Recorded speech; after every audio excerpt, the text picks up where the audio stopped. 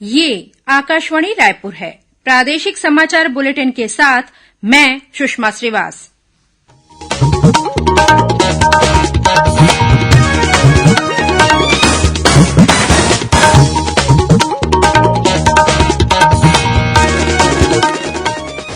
और अब पेश है आज के मुख्य समाचार। प्रधानमंत्री नरेंद्र मोदी ने कहा कि शिक्षा और राष्ट्रीय पाठ्यक्रम ढांचे में समरूपता जल्द ही लागू की जाएगी।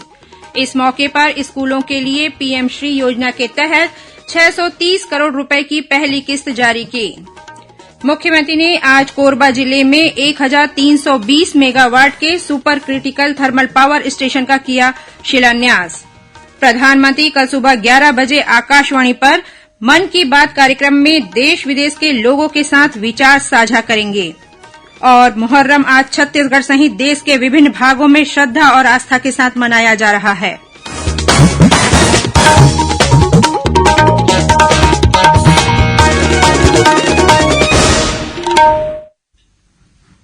अब समाचार विस्तार से।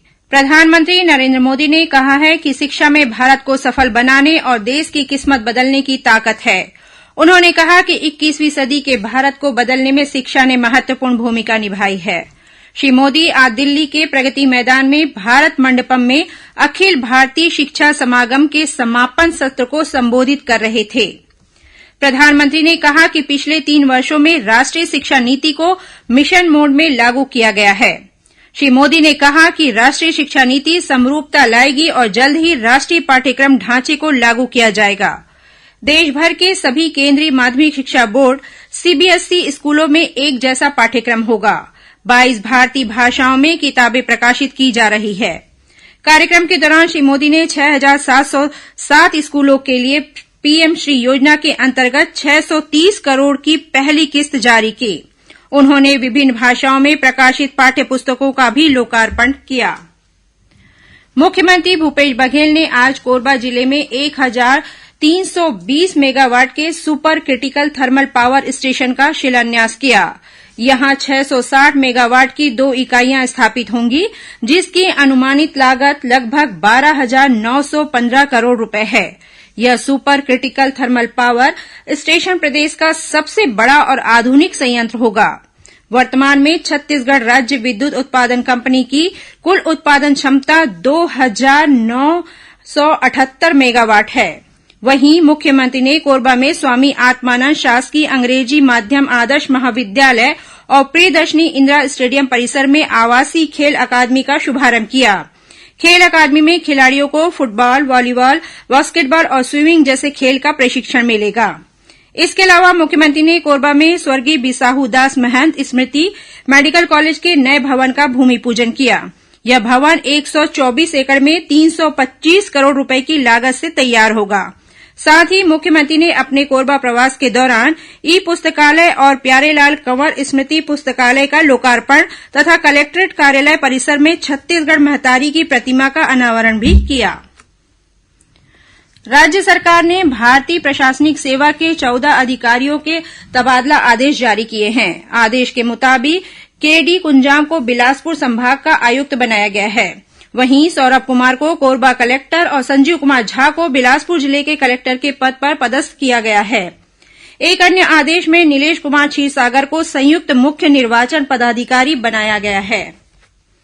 भारतीय जनता पार्टी के राष्ट्रीय अध्यक्ष जगत प्रकाश नड्डा ने आगामी चुनावों के मद्देनजर केंद्रीय पदाधिकारियों की घोषणा कर दी है। छत्तीसगढ़ के पूर्व मुख्यमंत्री डॉक्टर रमन सिंह, राज्यसभा सांसद सरोज पांडेय और पूर्व मंत्री लता उसेंडी को राष्ट्रीय उपाध्यक्ष बनाया गया है। इसके अलावा केंद्रीय टीम में 13 राष्ट्रीय उपाध्यक्ष, 8 राष्ट्रीय महामंत्री और 13 राष्ट्रीय सचिव बनाए गए हैं।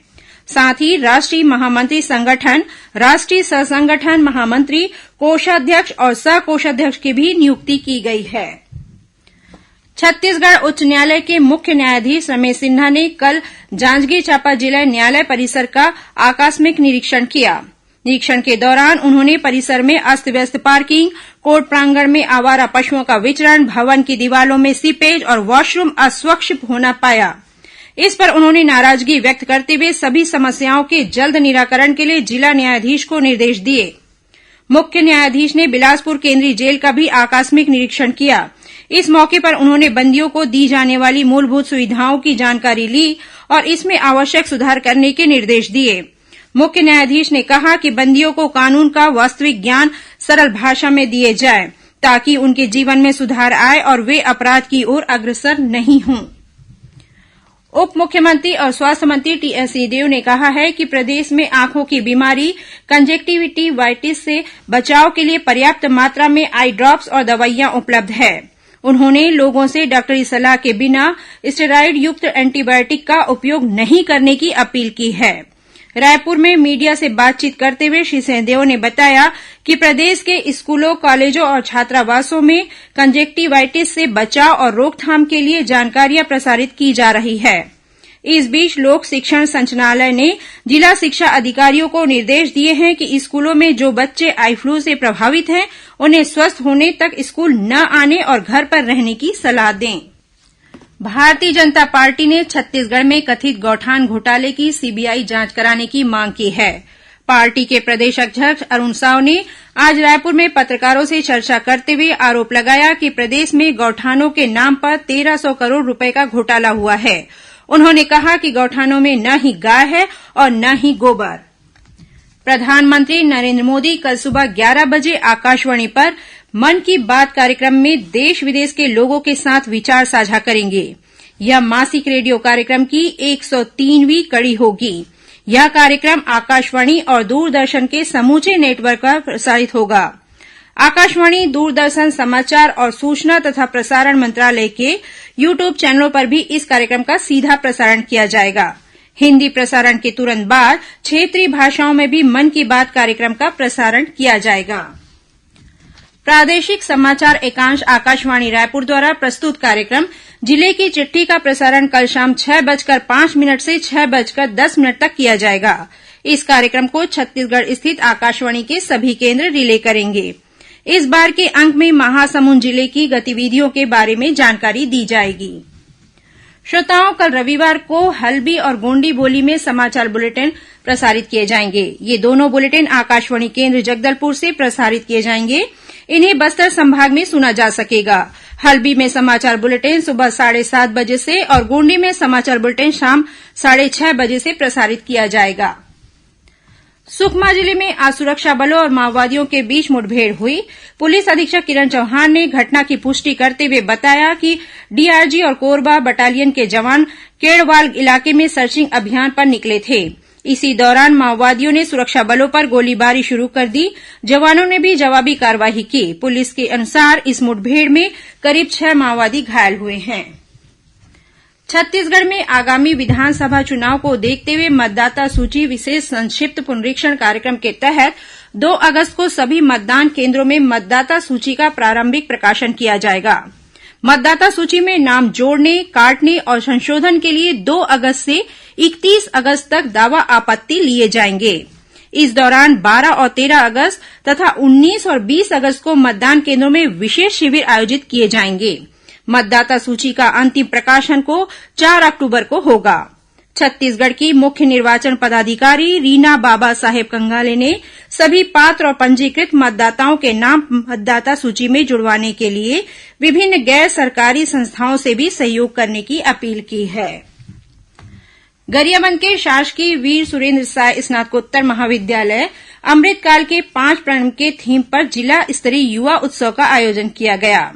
केंद्र सरकार के नेहरू युवा केंद्र, युवा कार्यक्रम और खेल मंत्रालय द्वारा आयोजित इस कार्यक्रम के तहत चित्रकला, कविता लेखन, मोबाइल फोटोग्राफी और सांस्कृतिक नृत्य जैसी प्रतियोगिताएं हुईं।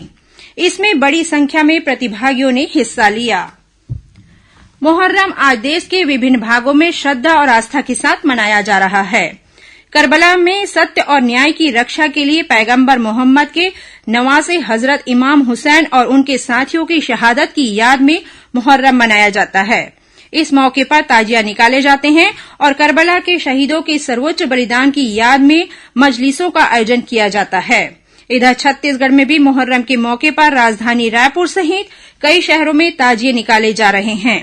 रायपुर में करबला में हजरत हुसैन की बड़ी कुर्बानी को याद करते हुए मजलिसों यानी धार्मिक बैठकों का आयोजन आज रात किया जाएगा। रायपुर में इस समय ताजिए के साथ साथ मातमी जुलूस निकाला जा रहा है, जिसमें बड़ी संख्या में मुस्लिम समाज के लोग शामिल हो रहे हैं।